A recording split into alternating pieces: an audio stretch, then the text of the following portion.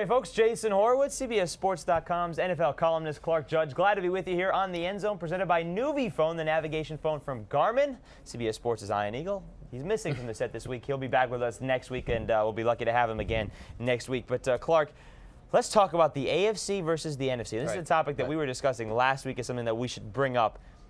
And last week I was thinking that, you know what, you could make an argument for the fact that the NFC may be a better conference than the AFC. I don't think we can come up with anything to prove that that's true this week. No, not unless you're from New Orleans. I mean, I think it's pretty obvious. It's CBS's own AFC. I mean, you look at the teams at the top, 2 of the 3 undefeated teams, they're from the AFC. I think if you take the teams that are the strongest, Jason, you probably go into the AFC. Maybe 4 of your top 5 teams are from the AFC. The best division, AFC North. The 2 best quarterbacks, that would be Manning and Brady. Not Breeze? You're not going to put Breeze in there? I'm not. Manning, Brady, Super Bowl rings. Breeze, no.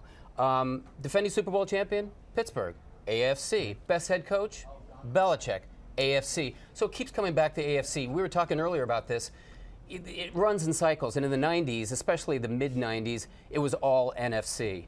Now it's flipped, and now it's all AFC. Late 80s, too, with the 49ers. Right. And I mean, the runs, it was now the last 12 years, you're talking about the last 12 Super Bowls, 9 for the AFC, 9 for the AFC, 3 for the NFC. And, right. You know, Clark, I think when I started thinking about this is that, all right, what makes the best conference, the top or having the most depth?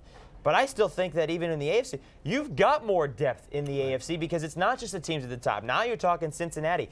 Baltimore's 3-3, but you know, you look at that. Yes, they lost to Minnesota, but would you take Baltimore against Philadelphia? Would you take Baltimore against Chicago? You would. You talk about Jacksonville. That's middle of the pack 3-3 team. Yeah. You talk about middle of the pack Buffalo. They just beat middle of the pack Carolina.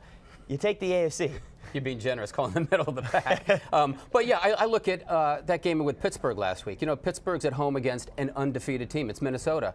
And Pittsburgh wins. Pittsburgh had 2 losses, and Pittsburgh wins. And so we look at that, and I think it's an indication, again, of how strong this conference is. Top to bottom, I'll take it, but especially at the top. I think it's loaded at the top. And as I said, if you looked at that list earlier of the NFC, top NFC teams, you look at New Orleans, you say, yeah, New Orleans is bulletproof. Then Minnesota, you're not so sure. Then you go to the Giants are beginning to falter. Philadelphia, you're not so sure.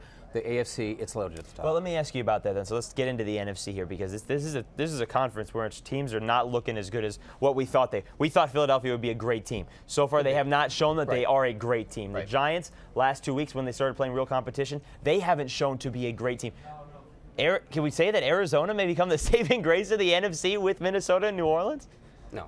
No. But I will say, give Arizona its due. I mean, they're winning games on the road, and that's something they didn't do last year. They're 3-0 on the road, including 2 the Eastern time zone. But they're not the complete team. I mean, each team has a hole, but Arizona's got some big ones. I still don't trust them. I don't trust them on the road. I don't trust them at home. They're 1-2 at home. So I look at the teams at the top. Again, to me, New Orleans is the most complete team, and one of the 2 most complete teams in the league. Indianapolis is the other.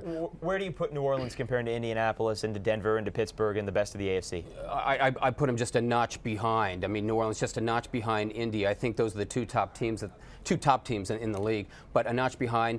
Again, I trust Indianapolis because of Peyton Manning, because it does have a bulletproof passing game. So does New Orleans, but look at its defense. They got by without Bob Sanders, and that was supposed to be the hole with this team. Now Bob Sanders is back, and they're lapping the field. I mean, they've won a zillion games in a row. I like this team. Yeah, I do too. I like that team. I really like New Orleans too, though, Clark.